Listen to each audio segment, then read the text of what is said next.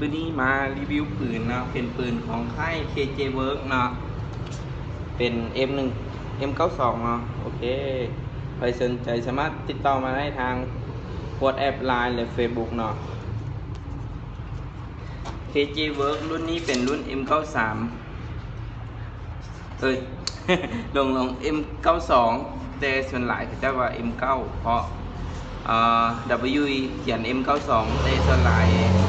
KJ Work เขียน M9 เนาะโอเคคู่มือสีหนาน้อยนึงเนาะ KJ Work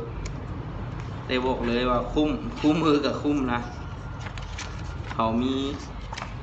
สาธิตวิธีใช้อย่างหลายกว่าค่ายอื่นแล้วก็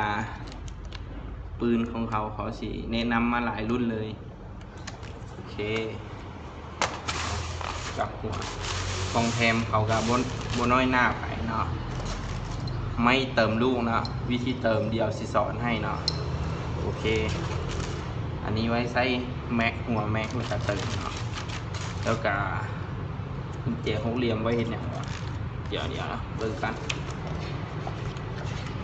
ยังบ่เคยใส่คือกัน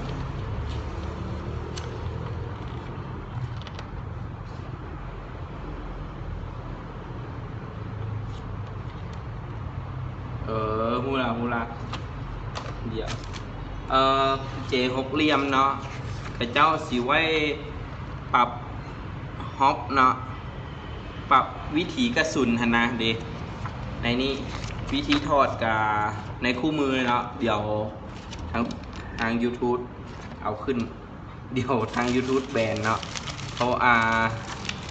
ส่วนหลายกระเจ้าสีโบให้เอาอย่างว่าแนะนำประกอบการใช้งานปืนแบบ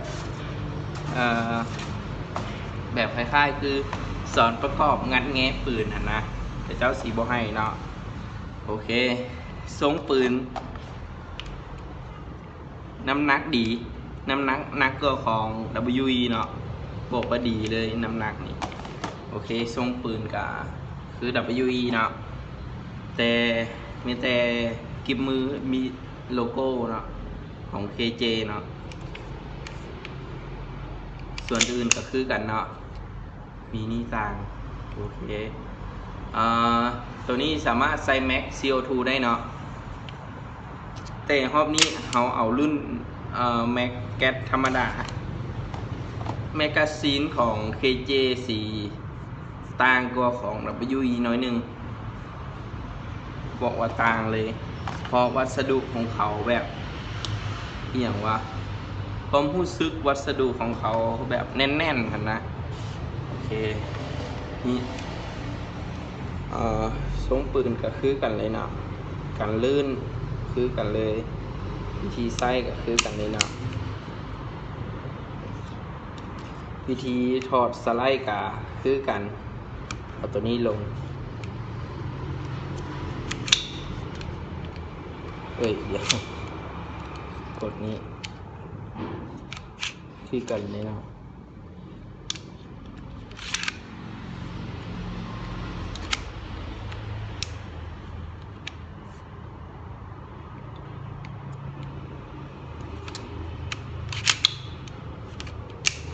โอเคโบเห็นหลายนะเดี๋ยว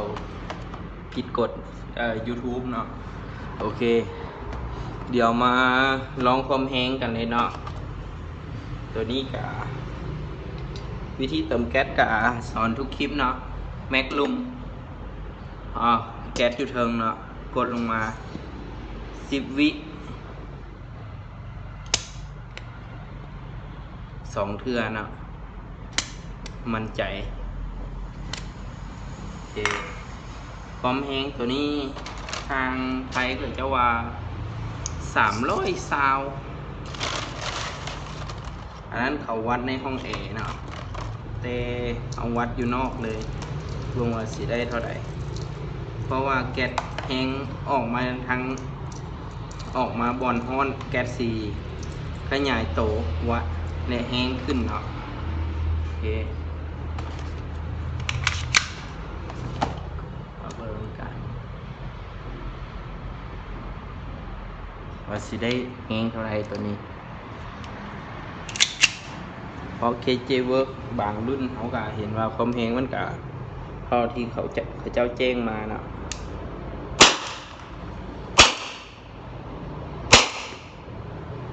โอ้โหยิงนอกแรงเก่าๆ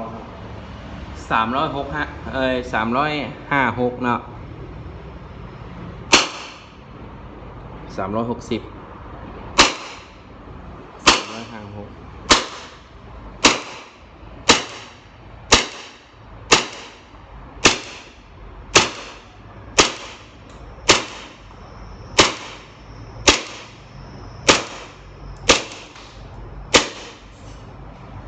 โอเคได้แล้วเนาะความแรงเขาคือ360เนาะความแรงปกติของเขาเนาะโอเคลืมบอกไปลืมสอนวิธีใส่ลูกแบบนี้เนาะของกระเจ้าแถมมานะนี่แล้วก็มาสวมใส่แบบนี้เนาะสวมหัวอย่างซี่เนาะแล้วก็อันนี้ก่อนใส่โอเคก็เอาลูกมาใส่ทางเทิงนี้เนาะเมื่อกี้ก็ลืมใส่ในเบิงเนาะเมื่อกี้เขาเติมแบบบ้านๆนี่แล้วก็บีบลงไปเลยเฮ้ยนี่แน่นๆเด้อบีบลงไปโอเคได้แล้วเนาะง่ายๆเลยสีไวกว่าเก่าอีก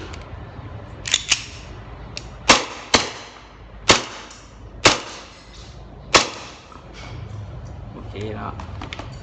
ขอขอบใจใครสนใจติดต่อมาได้เลยเนาะขอขอบใจ